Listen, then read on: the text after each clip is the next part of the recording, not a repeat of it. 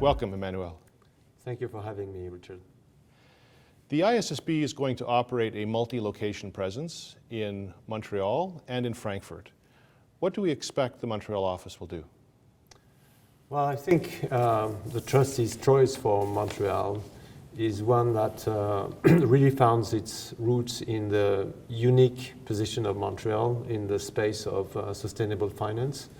I think the hub around sustainable finance in Montreal is pretty unique, and also the position of the Canadian financial markets being both very integrated with the US, but very independent in the way the corporate culture is here in Canada, the bilingual aspect of Montreal, the academic wealth of resources around is making it a place that the trustees felt would be one where what we are going to do will flourish in this ecosystem.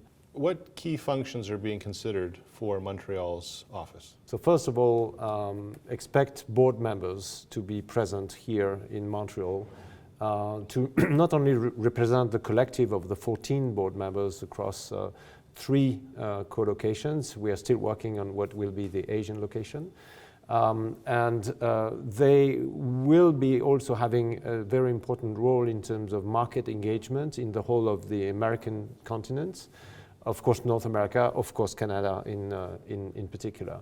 In addition to that, there will be production of standards here with technical staff based in Montreal, with the CEO of the office being based here on a full-time basis. And how exactly we will, break down the work between the 3 offices still needs to be decided. But for me, it's quite clear that some of what we have discovered, thanks to the great support of CPA and your partners here this week, this ecosystem around, the AI aspects of what data and standards can have to do together. The unique nature, I think, of the GDP here dependence on extractive industries with the pretty ambitious now recently announced government plan on the 2030 net zero race. All of this shows that if Canada can do it, that's a playbook for many other countries. So I would expect that a lot of that would transpire into why Montreal could be a center of expertise for some of these themes, serving the global situation of our organization. We've talked about locations in Montreal and Frankfurt, and you've alluded to the need for a presence in Asia. Can you describe that a little further? The 2 things I would say here. First of all, we are about building a global baseline of sustainability standards. And, if you look at where Asia is in the overall GDP, there's absolutely no doubt that we need to have a significant presence and engagement with Asian countries. And that's even more true if you project yourself in probably 10 years from now. So that's the first element. And the second I would say is that in particular when it comes to sustainability, 2 things. One is if you look at climate, you don't have China, you miss 35% of global emissions. So you want to have China there. But you want to have also other countries around in this region because that's where GDP is growing, and wherever GDP is growing, climate topics are growing in many ways. And the other part of that is that sustainability, like social topics, for instance, inclusion and diversity, and very important human capital issues are very different in Europe, in America, and in China and other places. And so it's critical that we have a broad representation around the table of discussions at the board of all these different constituencies.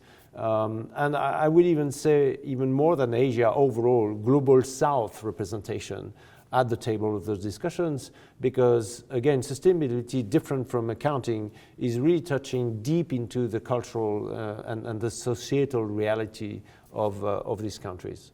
We've talked a bit about the global baseline for sustainability standards.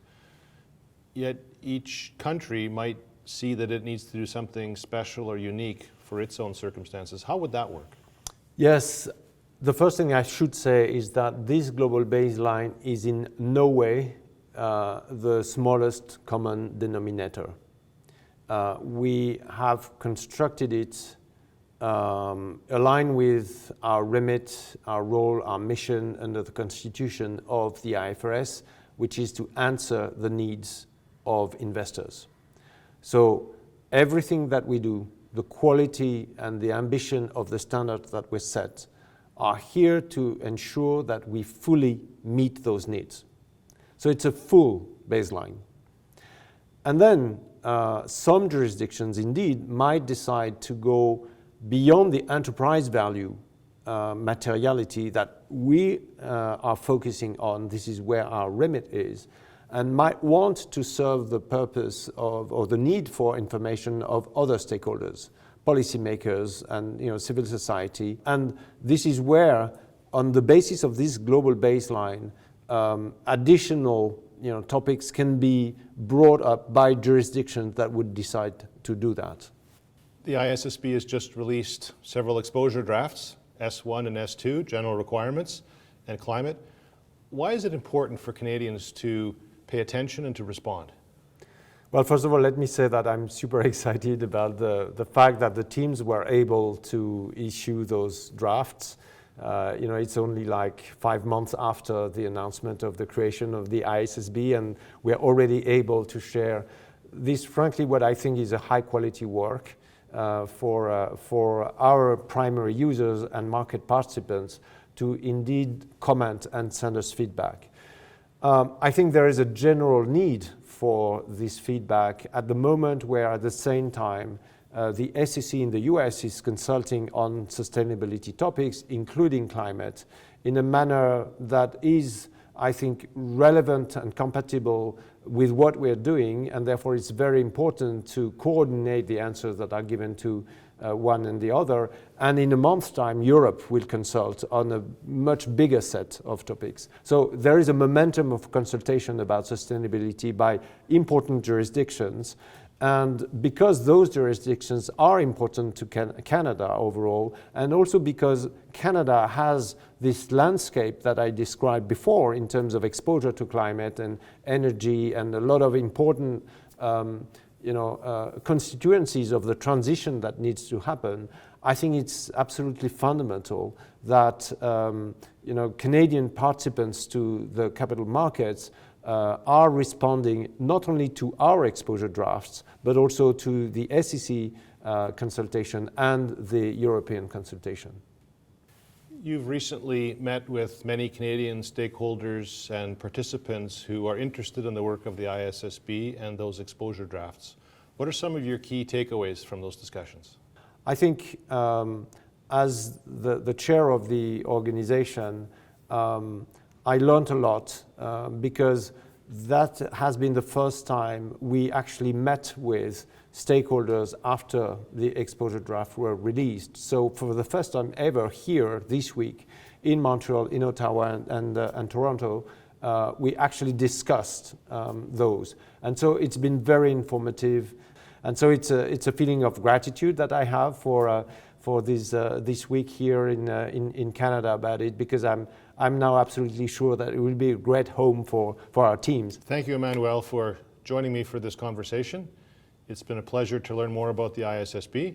Thank you very much, Richard, for your welcome. I'd just like to address your membership and beyond to say that accountants can change the world, and you are, and so thanks so much.